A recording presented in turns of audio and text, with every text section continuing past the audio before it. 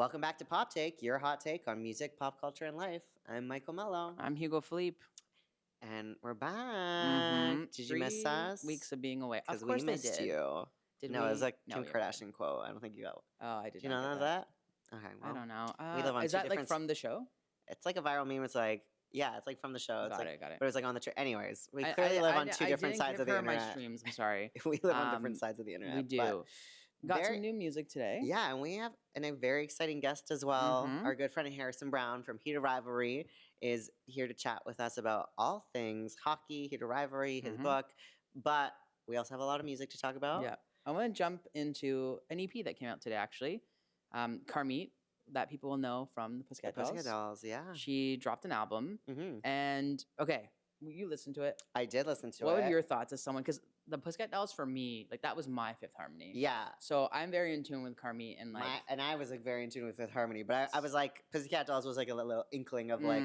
I was actually more of a girlicious boy. Okay. I think that's, like, that's valid. Because we are very different in age. I also watched... Did you actually watch the show? I did watch the show, yeah. Okay, great. Nick, Nack, Chris, Tiff. Let's go do some stupid shit. Like, I was in there. But yeah, Carmit's album, I quite like. I'm actually curious if you can guess the two songs I like the most. Okay. I feel like you maybe like Fierce. Okay, I did like that, but that's not my top two. Okay. I'll just tell you.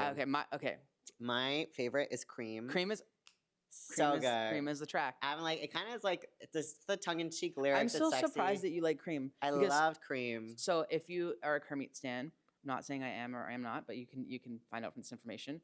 Cream's like, I think it came out in like 2010. Okay. Because when she because she was in the first Pussycat Dolls album, then she was not in the second, but she was doing like little droplets, like collaborations and stuff like that. So she dropped Cream back then.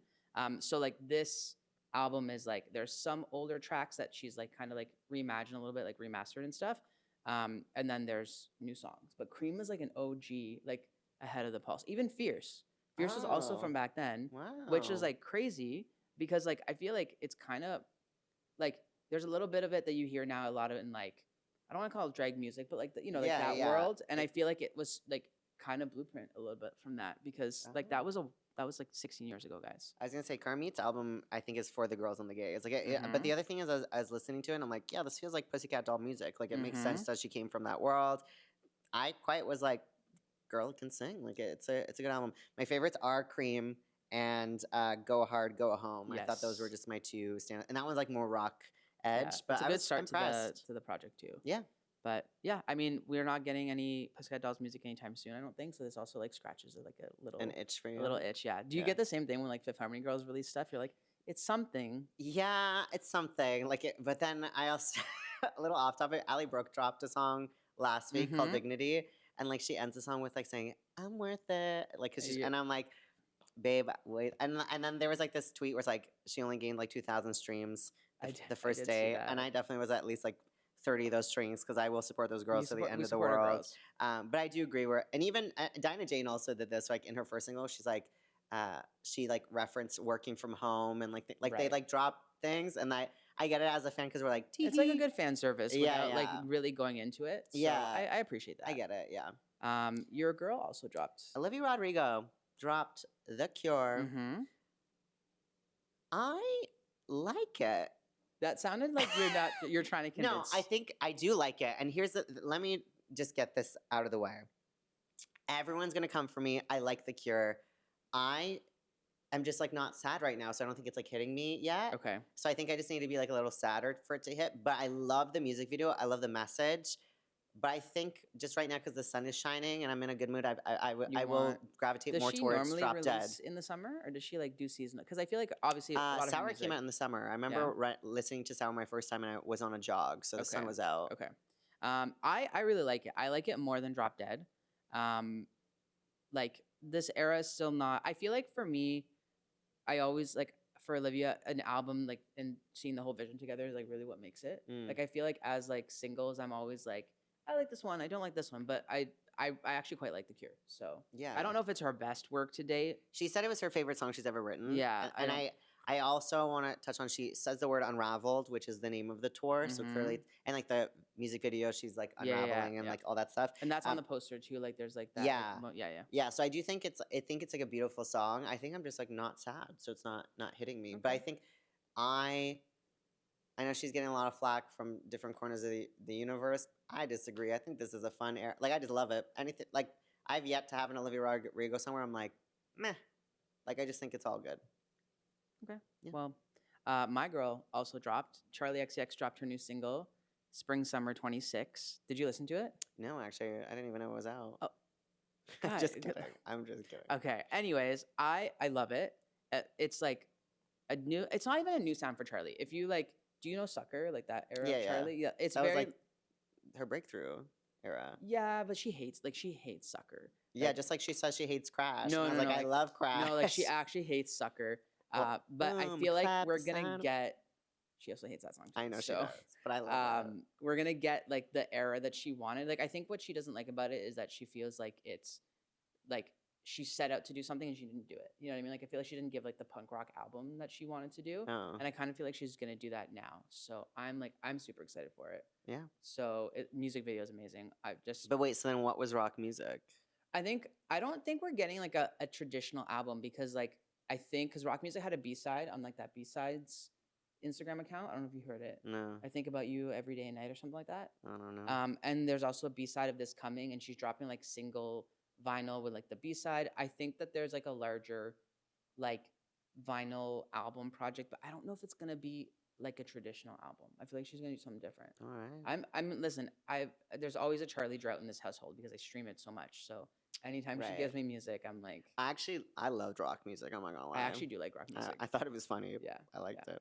So now we have a very special guest with us. He is a Canadian LGBTQ activist, an actor, an author, a former professional hockey player, and someone we are very lucky to call a friend. It's Harrison Browne. Hello. How are you doing, Harrison? I'm doing great. Good. How are you? Good. Thanks for being on PopTake. We appreciate it. Thanks for having me. So now, Harrison, for the people at home who don't know, do you want to walk us through how we know each other? Yeah, Mikael and I actually were co-stars in the first movie that I ever did, On the Fringe of Wild, and we shot in North Bay, and we wrapped 2 days before all the pandemic shutdowns. Pandemic. Like we had no idea what was coming, and yeah, he was my bully. It was his bully. It was. He's everyone's bully, okay? Well, no, I was acting. I'm a real bully. I was acting with him. I love Harrison, but I was gonna say. One thing I will remember about set was like maybe like 3 days before we wrapped, we're all eating breakfast in the hotel and we're just looking at the news about this pandemic thing. And we're like, oh, that's interesting. Not knowing that like Harrison and like that cast were like the last people I saw before we literally locked down for like. Because you guys were like there for a couple weeks, right? Like, yeah, we shot. I think it was a 2-week shoot, which is actually crazy for a feature film now that I kind of know a little bit more. Yeah. But yeah, it was basically like Heated Rivalry vibes with like shooting 6 episodes in like 36 days. Like it was a pretty nuts shoot. You guys were in a cottage adjacent. It was cold. We were in like a cabin. Yeah. It was snowy. Also, like there was like I just remember because like I had like a very heavy scene, and then the next they were like, okay, now we're gonna like go party, and I had to just like be like, okay. Like shake it off. Yeah, it was a pretty dark film. Yeah. Pretty dark That's film. one of my favorites, actually. So. Oh, yeah. Don't even. Anyways, let's get to the fun start. So the funny thing I remember actually is I think it was like a couple summers, maybe last summer, but like you telling me that you were doing this gay hockey TV show. And I remember being like, what an interesting concept. Like gay hockey players. Like, I don't know if that will do. Written for you. Yeah. And then I remember getting the invite to the premiere, and I was like, hey, is this the gay hockey show you're on? Yeah. And you were like, oh yeah, like that's the one. I was like, oh well, I'm gonna go see it. And I think you were like, oh, I'm not in the first episodes or whatever, but like, yeah, whatever. Yeah. Not knowing it was gonna be this global phenomenon. No idea. Yeah, I was shooting something in Halifax, so I missed the premiere. Yes. But I was like, well, hope it's good. Yeah, it was. I asked you, I was like, what do you think? You're like, it's good. Yeah. It's good. You were excited. And I brought Cameron, who was our other co-star on the film that we did. Who played my lover. Yes. And I bullied them both because we were gay. Yeah. Because I am so homophobic. Yeah, clearly. this bully over here bullying people for being gay. But I wanted to know, like, as a former professional hockey player, getting a project like Heated Rivalry feels like so perfect for you. So what was it like to get to step into that role, into that universe? Yeah, it was like when I got the breakdown for it and I read like it was like queer hockey players in this like fictional NHL. I was like, oh, I think I might have a shot. Like that's I was like, yeah, this sounds like right up my alley. But I had a lot of imposter syndrome with hockey players. Like this was maybe my fourth or fifth. Like I had auditioned for like Shoresy, Okay. and some really? other like Youngblood, some other Canadian hockey content. And I'm 5 foot. I say I'm 5'5" in my slates, but I'm actually 5'4". But I was really like, I'm like, they're never gonna cast me. They're never gonna cast me as a hockey player because I don't look like a stereotypical male hockey player on screen. And You got the flow. I got the flow. I mean, I thought you were like 6'3", so. Oh, yeah. thank you. Oh, Camera yeah. adds what, like 20 feet? Right. Right. Yeah, but I was like, well, I'm just gonna send this. Like, I don't think that they're gonna cast me because I'm this short. Right. And it sounds like a really cool project, and I hope that I get something out of it. But fast forward, yeah, they cast me, and it's the first time that I felt like my size doesn't matter here, and like the only thing that matters is what I bring to the story. And the way that the fans really gravitated to me, being like, this person's like LGBTQ plus hockey presence and history, and the way that I was received, I was like, I absolutely belong here, and like my stature and all that stuff I didn't have imposter syndrome the second I stepped on that set. And I'm gonna say my biggest pet peeve is I didn't get to see you on the ice. I want to see you on the ice because I actually, as long as I've known you, I've never seen you on skates.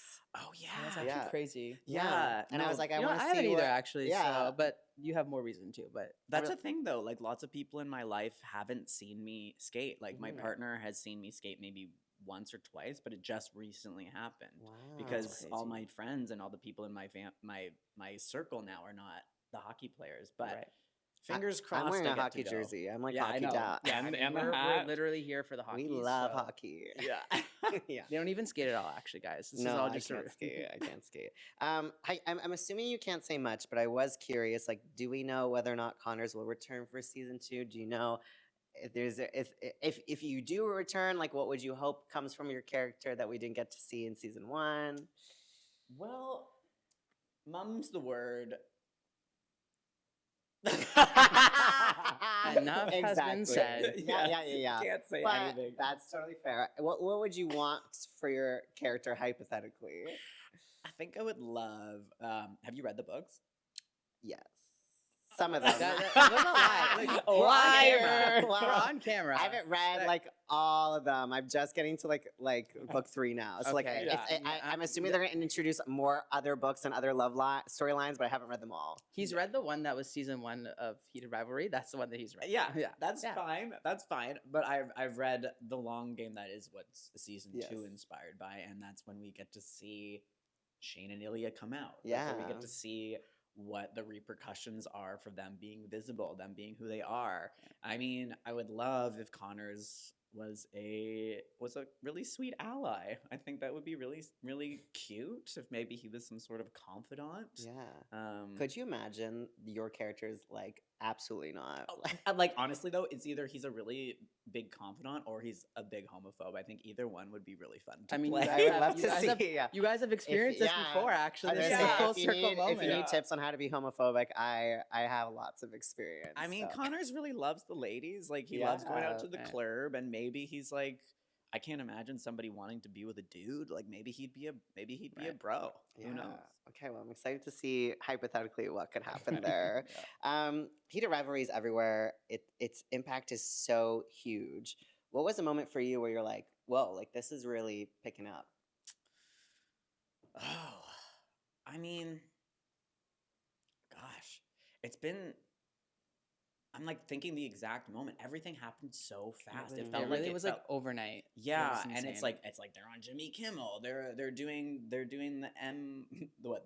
what's the Emmys? Yeah, Yeah, they're the doing the Emmys. golden. They're doing the Golden M? Globes. You're right. Oh yeah, so it was the Golden Globes. But Sorry. I do think like so I was actually shooting in Halifax when it was premiered, and I was in Halifax when my episode came out. So I was I had a lot of days off in between my shoots, so I was really on my phone quite a bit, and I was like, oh, I wonder how people are going to receive me in this episode, and I wanted to watch it, and like just to see the way that it blew up. I think there was a Them article on me that was talking about like there's like a real LGBTQ plus Easter egg in the show, and then my followers started to really ramp up. Like I had 9,000 followers before the show aired, and like right when the episode went off, like I got the K beside my numbers. Okay. Now I'm at like 50,000, which is insane to As think you of that. deserve. Thank you, but I think it was seeing just the people flock to my account as a side character that had 3 scenes. I think that's it. Like I think the audience for this show has like gone in deep dive into every single character, and like I think that's how you start to like get this massive, like that's how you know that the show is insane. Because for me, I remember like I was scrolling Twitter and someone like there was a viral Twitter thread of Harrison, and I texted it to you. You did text it to me, and I was like, bro, like this is like people are obsessed with you, like it's crazy, and it was like so beautiful to see because I was like, I've seen this man through a lot of things, and it's just like cute to see you get your flowers, which is really nice. Thank you. Yeah, it really was you like actually sending me all this stuff, and you like going to the premiere saying that you thought it was good, and then you sent me the articles and the threads from Twitter or X or whatever the hell it's called. Whatever you want to call it. But it was the side characters getting absolutely eaten alive by the fans. Yeah. So you've gotten to attend a lot of events with the Heated Rivalry cast. I'm kind of curious, like, is there a cast group chat? Is there any funny behind the scene moments that you've all shared while you're doing all these like press tours and things like that where you're just like, this is a really good group? Yeah, there's not a group chat that I am part of. Right. Okay. But I think it really just goes down to Jacob, like really making sure that the cast is celebrated and like making space for us. Like he brought me to New York to go to the Center Gala where I met Rachel Reed for the first time. Like he gave me that opportunity. Like he brought me there, which I'm just like, that's amazing for somebody to do that again for like a character with a small role. Just for season 1. Just for season 1. Because maybe season 2 there's gonna be a little more. Mum's the word. Mum's the word. But I know Nadine. We've been friends. Like we've all in the same circle. But I met like a couple of the other actors, like Cal Porter, Slavic at the Actor Awards, and everybody is just so lovely. I think we're all just like really grateful for this show, and like I think everybody's really proud of it, and we're all proud of each other through it. So you can feel the support like tangentially, like and like Hudson like retweeted something that, or not retweeted, he reposted something that I did and like followed me on something, and I'm just like, it's nice. Yeah, it's just nice. You guys are all living through this like weird shared experience of like I understand if you're like a lead character, you're like there's some idea that like this might blow up and you might get more stuff from it, but like all of these like side characters also experiencing this, I feel like is an insane thing to experience. So at least you guys have different people that you can like talk to and like go through that. Yeah, and like Nadine and Robbie, we did like a Lyft campaign and stuff, and like I was able to talk to them about like their agents and like how are they handling this, how are they navigating like this new side of like magazines and this new side of endorsements and collaborations, and everybody's like, and Ksenia, I met Ksenia at the World Wildlife Fund walk at CN Tower, and it was just like very fun. Yeah, and it's just we're all just really excited by it, and it's it's really really lovely. It's a good time. We need to acknowledge like you're clearly breaking barriers as a trans actor. Has there been an outpour of people messaging you and like stories? Like, is there a moment where you just really sat with that and were like, wow, like I'm really doing something here? Yeah, it's actually been on par, maybe actually even more.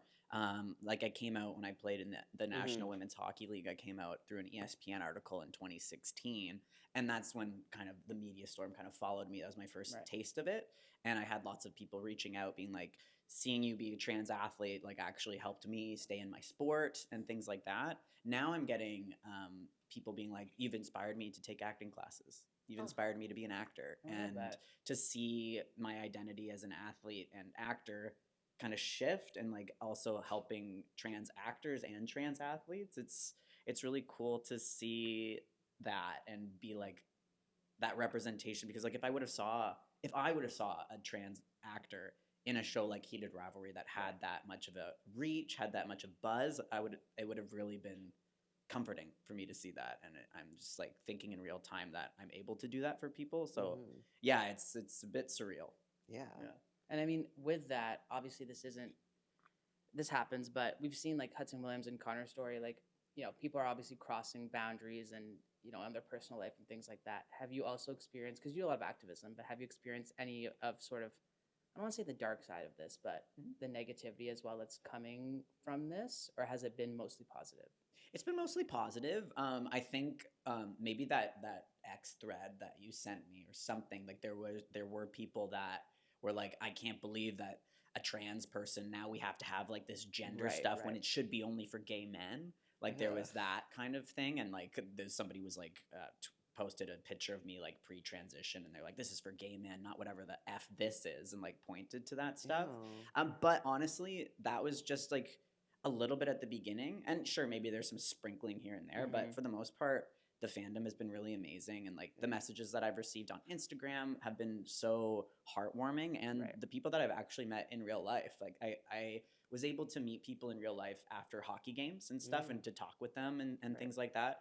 But now people are showing up to events, and I'm able to converse with them, and everybody's really lovely. I haven't had somebody be too aggressive. Or anything like that's that. great, because I hate that this is my thought process, but whenever something like I have trans friends, and whenever something great happens, I'm always in the back of my head being like, who's gonna ruin this? You know what I mean? Because it does happen, and I'm glad that hasn't happened, because great. You wrote a book, and I want to talk about that real quick. It's called Let Us Play, and I remember like like I rushed to Indigo to find it, and I was like, and I was like, look, I got your book. It was a little expensive, but I did it. I'm just kidding. It was fairly priced. Hey, but now paperback is coming out in like 3 days. Comes out on the May 26th. Well, maybe I should read it. Well, I'm sure actually it's probably doubled in value now that you're on Heated Rivalry, so I got it good. You have a first edition copy. I do. I still got to get it signed, actually, Mister. But I wanted to know, you got to work with your sister on it. I know that you had been working on that book for so long. What was that process like? And I can only assume and hope that like Heated Rivalry has brought so much attention to your book as well. Yeah, and first of all, thank you for opening your wallet and supporting your friend. Yeah. I know hardcovers are expensive. I was like, whoa. Also, I was like, little detective. I went to the Indigo computer. I'm like, Harrison Browne, author. Okay, this section. It was good. Did you take some and put it in front of all the other ones? I remember I sent him a photo. I was like, look at that. Yeah, I was an OG fan. Good. That's what you have to do. Yeah. Just to make up for bullying him in the movie. But yeah, it was a really amazing process. Like my sister and I, we weren't like really close. Her name's Rachel Browne, and she's an award-winning investigative journalist, like an extremely talented powerhouse writer that I could not have done any of this without her. Like a 70,000 word book, like by myself, I don't even know 70,000 words. So I'm really happy to have her behind this book. When I came out in hockey, she was a really big support system for me. She was a support system before, but her knowing the media, her being a journalist, I was able to really lean on her through that whole process. And she actually encouraged me to come out of retirement and play another year, because she was like, this reach that you're having, you're not done spreading as much awareness as you can. And I actually came back and played another season, and I'm really glad that I did, because I was able to reach more people. And so then when it came to writing this book, I initially was going to decline it. And my sister was like, no, you have this really great opportunity. I will help you with this. And that's why I was like, okay, if I have a support system, I can absolutely do this. So she's the reason why it's here. Wow. And yeah, her being a fierce ally for me with like my immediate family and things like that, like it really showed me how much she cares about this community. And doing these interviews with her, we researched for like 2 years. We traveled to Dallas. We spoke to trans kids. We talked to their families because they're the ones that are like affected most by this. And like one of the families that we talked to literally had to have a GoFundMe to help them get out of Dallas and move somewhere else because it's not safe for their kid anymore. So it was really special to share that with her and to see the care that she had for these people that we were talking to and these stories that we're telling. But I'm super proud of it. And Heated Rivalries actually helped our book sales, like since it came out.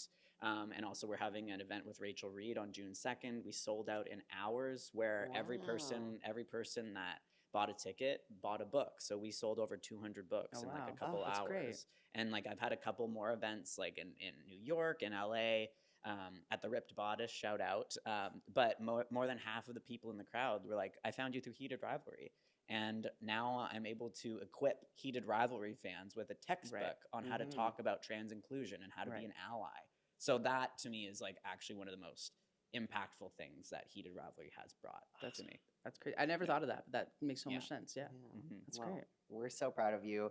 I think this will be our last question, but you know, we've known you for like 6 years now. Whoa, so much has happened. No, I know. Girl, I know. Trust me. Yeah. But I wanted to know, what do you envision for yourself in the next 6 years? Because what goals do you hope to like achieve? Like, what's on the vision board for Harrison Browne for the future? Well, I think the most immediate one is I have a short film, Pink Light, that premiered at TIFF last year. It's really good. Yeah, thank you. And we got a telefilm grant to develop the feature. Really? Yeah, That's amazing. Thank you. So yeah, I'm working with my partner, my real life partner, Nicolette, and Macaulay, my other producing partner, and we're on like draft 15 of this goddamn script. Oh my god! Will it be the same cast? Do you think? No. Well, again, everybody's getting older. We're all right. That happens. Yeah. True. Yes. No, I'm like, well, yeah, because CJ Jackson, the person that plays the younger version of me, was like 26 when we shot it, and then like making a movie takes like years, so like, I can't have a 29-year-old be like 16. 19. I mean, they did it on Glee, so you get away with it. Yeah, but I really want to get that made, and it centers more around a trans man playing on a women's college hockey team, and when hockey's having such a big moment right now, where people are like, where's the sapphic version? And like, how can we celebrate hockey when people are talking about Heated Rivalry and they're having a hard time being like, I can't be a hockey fan when this culture's like this. But I'm like, you can be a hockey fan because of this culture and the PWHL and women's hockey. And I think the LGBTQ plus representation and the breaking down of like femininity, masculinity, and women's hockey was such a special place for me to feel myself. It was the first space that I was able to come out as Harrison, and I really want to celebrate that community while also highlighting like the underbelly of elite sports and really get into like toxic coaching, hierarchy, and things like that. So it's a movie that I'm really excited to make, to show. Will it take 6 years? I think what do I want in 6 years? I think just more to create as much trans representation as I can. Whether that's like making a TV show, I really want to make this movie, and if there's some sort of accolades that come with it, amazing. But I just want to keep telling more stories because we need more representation, because the world needs more empathy, and I think storytelling is the best way to do it. Beautifully put. Well, Harrison, thank you so much for being on PopTake. We really appreciate it. Be sure to follow Harrison at, is it just Harrison Browne? H Brown with an E on the end, 24. 24. Thank you so much. Thank you. You know, I have a quick beef. Actually, I want to talk about Miss Ariana Grande. And actually, you know what? Fifth Harmony, too. They live in this world. And you know what? Camila Cabello, which it was a part of Fifth Harmony. But I am sick and tired. This is my hot take of the week. So, Fifth Harmony, Ariana Grande, Camila Cabello, if you're listening to this, I'm mad at you. Don't you dare perform a song on tour that you're not going to put on streaming services. Yeah. what the hell? Camila Cabello has performed Scar Tissue so many times, never got on a streaming service. Ariana Grande performed Pink Champagne a whole damn tour, and we didn't get it. And then I was like, she's definitely going to give it to us at the 10-year anniversary mark. No, still didn't give it to us. And then Fifth Harmony did Big Bad Wolf, and it's a Japanese exclusive track, and they performed it all across North America. I feel like there was an era of like concerts where like this was the thing. Because everyone, like Lady Gaga has a bunch of these as well. It was like from 2014 to 2018. Yeah, like Lady Gaga has this. Lana Del Rey has this. She like performed Serial Killer, never released it. I don't know why people do this. I genuinely am not a fan because like you're like just you recorded the song, like get it cleared, figure it out, get the streams. Then, like the fans want it. Like and then I have to illegally download it. So like what the heck? Hot take of the week. It's not even a hot. It is a hot take, but it's like a good take. Yeah. I feel like I've already had too many hot takes, so I'm gonna take a minute from hot take. Yeah, we've been hot taking a lot, but we've been hot taking. It's good to be back. Gonna hate me by the time this is done. So, we'll just leave you guys with that. Thank you for watching. Thank you so much, Harrison, for being on the episode this week. And we'll be back next week, you know, with our usual shenanigans. But in the meantime, find us wherever you find us, and we'll see you next week. Bye.